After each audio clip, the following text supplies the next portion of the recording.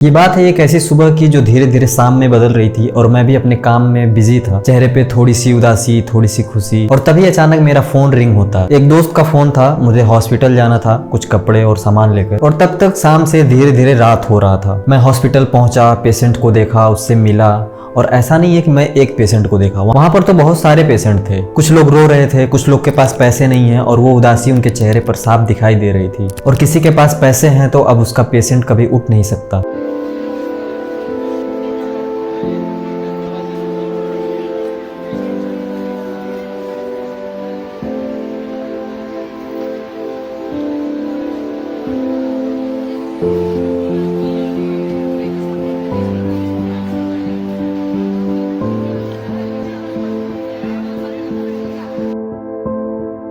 एक छोटी बच्ची जो शायद अब कभी बोल नहीं पाएगी, और इसमें अच्छी बात यह थी कि उस बच्ची के पिताजी उसके साथ थे, और बुरी बात यह थी कि बगल में ही एक लड़का था जिसके पिताजी नहीं थे। एक माँ थी, वो भी लाचार, कुछ कर नहीं सकती। सोच कर देखो, उस माँ के पास अपने बेटे का इलाज कराने के लिए भी पैसे नहीं थे। कैसे दिन गुजर रहा होगा उस माँ का, उस औरत का, या फिर उस फैमिली मैन का जो एक्सीडेंट में अपने पूरे परिवार को खो दिया और खुद व्हील चेयर पर बैठा है। क्या वो जीना भी चाहता है या नहीं?